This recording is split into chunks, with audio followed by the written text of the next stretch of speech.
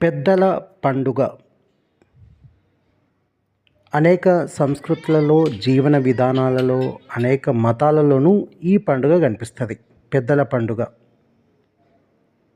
మరణించిన వారికి జ్ఞాపకార్థంగా జరుపుకునే పండుగ ఇది. నేను ఇక్కడ జనగామ జిల్లా, తెలంగాణ రాష్ట్రం బయటి కమ్మరి వాళ్ళు పెద్దల పండుగను ఎలా జరుపుకుంటారో ఈ డాక్యుమెంటరీలో చూపిస్తాను. ముందుగా ఎర్రమట్టితో అలుకుతారు, పసుపు కుంకుమ చల్లుతారు, ఎండిన పిడకలను కుందెనలాగా ఎత్తుగా పేరుస్తారు. పూర్వీకులను స్మరించుకోవడం ఒక గొప్ప సందర్భం. జాతి కోసం, సమాజం కోసం మరణించిన వారిని మనం గుర్తుకు తెచ్చుకుంటూ ఉంటాం జయంతులు, వర్ధంతుల పేరిట. కానీ ఇక్కడ వీరి కమ్యూనిటీలో తమ కుటుంబ సభ్యుల ఆత్మ సంతృప్తి పరచడానికి, వారి జ్ఞాపకాలను భవిష్యత్ తరాలకు అందించడానికి ఒక పెద్ద పండుగ చేస్తారు. అందుకోసం మరొక పక్కన మహిళలు సిద్ధం చేసే వంటకాల జాబితా చాలా పెద్దగా కనిపిస్తుంది. రొట్టె, ఆమ్లెట్, పప్పు, బొచ్చలు, అన్నం, సేమ్యా మొత్తం పెడతాం. నెయ్యి మొత్తం వేస్తాం. అన్ని పండ్లు పెడతాం. వీరు తమ పితృదేవతలను స్మరించుకునే పద్ధతి వారి జీవితానికి దగ్గరగా ఉంటుంది, చాలా సామాన్యంగా ఉంటుంది. పితృదేవతలకు నైవేద్యం అర్పించే ఆ పిడుకలను చుట్టూ అగరవత్తులు వెలిగిస్తారు, మధ్యలో అగ్నిని ప్రజ్వలింప చేస్తారు, కుంకుమ ధారణ చేస్తారు. మరణించిన వారి ఫోటోలు దాని ముందు పెడతారు, పూలమాలతో అలంకరిస్తారు. ఇక మొక్కే కార్యక్రమం ప్రారంభమవుతుంది. ముందుగా నీళ్ళు, కళ్ళు, విస్కీ, బ్రాండ్, రమ్ ఏది ఉంటే అది, మత్తు పదార్థాలు మరణించిన వారు తీసుకున్నవి. ఇప్పుడు తర్వాతి తరం వీళ్ళు తాగే మద్యం, పానీయం ఏదైనా సరే వాటిని పితృదేవతలకి సమర్పిస్తారు.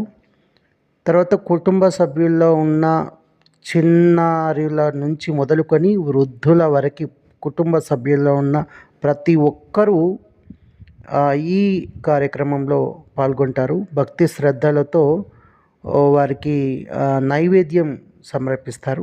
ఇప్పుడు మనం అనుకున్న అన్ని రకాల ఆహార పదార్థాలను ఒకే చోట కొంచెం కొంచెం తీసి కలుపుతారు.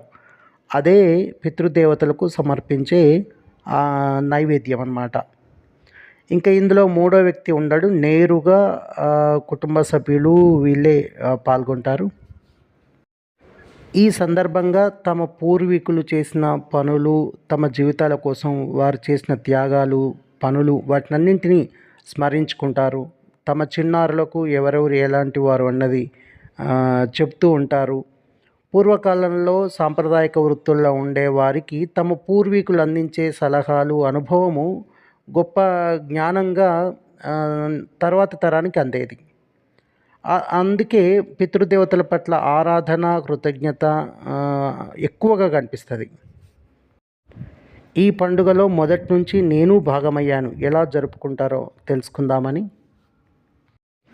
సంక్రాంతి రోజులలో పెత్రమాస పండుగ జరుపుకుంటారు. వేరువేరు జిల్లాలలో వేరువేరు రకాలుగా పితృదేవతలను స్మరించుకుంటారు. ఇక్కడ చూపిస్తున్నది ఈ నల్ల కమ్మరి వాళ్ళు, బయటి కమ్మరి వాళ్ళు అంటాం. వీళ్ళు పెద్దలను ఆరాధించే పద్ధతి చిత్రంగా ఉంది. వీళ్ళు ఎస్టీలలో ఒక భాగం అన్నమాట. ప్రతి సంవత్సరం అమావాస్య తర్వాత 3వ రోజున జరుపుకుంటారు. ఇలా ప్రతి ఏటా జరుపుకుంటారు. ఇక ఈ నైవేద్యం సమర్పించిన అనంతరం విందు భోజనం చేస్తారు. వీరి మాటల్లో కూడా ఈ పండుగ గురించి తెలుసుకుందాం. పెద్దోళ్ళ పండుగ. ఏం పండుగ? కంబరికం. ఒక మీ దగ్గరనే ఉంటుందా? అందరు ఇట్లా చేస్తారు? ఒక మీ దగ్గరనే వేస్తారు ఇట్లా. ఇది అంటే చనిపోయిన వారికి గుర్తుగా అన్నట్టు పిండం పెట్టడం లాంటిది. ఎట్లా ఇది ఏం పండుగ అన్నట్టు? ఇది ముత్తాతలు కానీ పెడతాం. ముత్తాతలు చనిపోయిన వారికి పెడతారు అనమాట. మన ఏడాది మాసం లెక్క. ఆహా.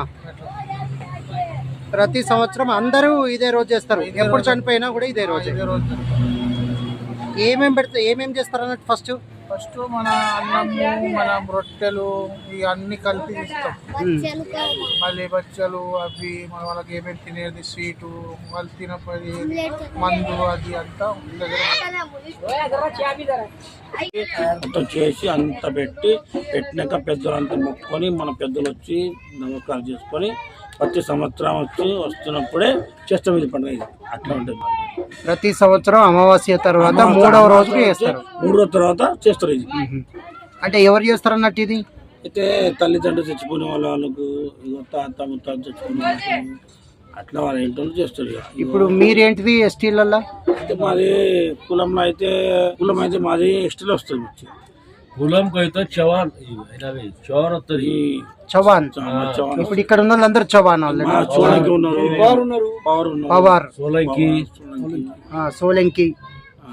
ఇది పెద్దోళ్ళ పండగ, కమ్మరికం పండగ అని చెప్తున్నారు. మరి ఇది మన డిస్కవరీ ఛానల్.